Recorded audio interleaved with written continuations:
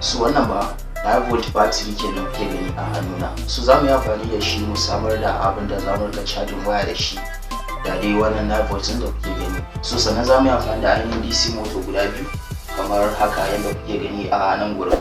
So idan kai sabon zuwa ne a YouTube channel mai suna Arewa Fasaha to ka danna subscribe sannan kuma ka ba mu like.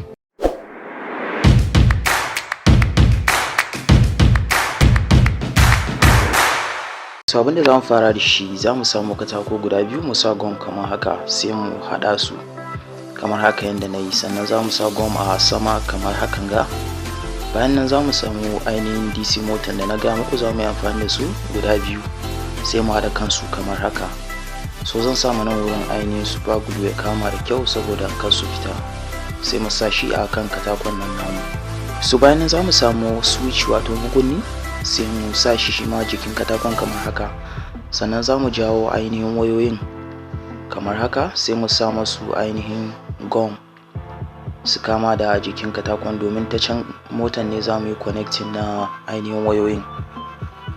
So kamar haka yadda na sa gum din nan, so za mu sa ainihin negative na kan batirin kamar haka a jikin ɗayan motar karami, sai mu sa positive din shi kuma a ta nan kamar haka. So bayan mun connecting nasu za mu samu ainihin bakin USB wato na jikin kan charger sai mu ciro shi kamar haka. So za mu manna mai wayoyi guda biyu ta ainihin kafafuwan shi na farko da na ƙarshe. So bayan mun manna su kamar haka, sannan za mu ɗauko shi mu yi connecting nashi a jikin ɗayan motar namu da ba mu yi connecting da battery ba kamar haka. So sannan za mu sa goma nan gurin, so da sai mu manna shi da jikin katakon nan kamar dai haka yadda kuka ga na manna sunan. Sannan za mu ainihin sa gom sai mu samu ainihin 9 volt battery wanda na ce muku da shi za mu yi amfani wurin yin wannan charger. So sai mu ainihin waida kan batirin mu sa kamar haka.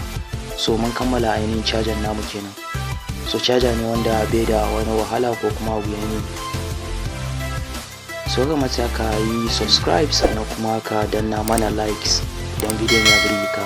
So bari kunna mana shi mu gani.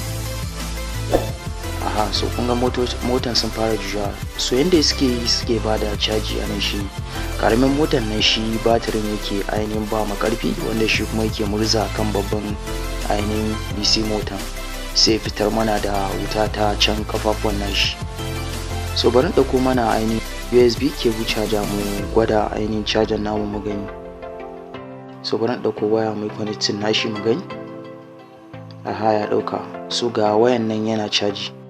So idan kana so gane abin da nake nufi a nan shine ka samu ainihin wato DC motor sai ka samu LED wato bulb sai karka murza kai din motan, za ka rika ganin bulb din yana ainihin fitar da wuta, wato wannan yana nufin cewa yana bashi karfi kenan. So an muka kawo ƙarshen bidiyon mu na wannan mako inda muka kira ainihin cajin waya da 9 volt battery. So idan kana so ka kasance da mu a kowane mako to ka danna subscribe sannan kuma ka ba mu likes kamar da yadda na gaya muku, saboda duk bayan kowane mako za mu rika haɗewa a tare da kai. So sai haka ku a mako na gaba.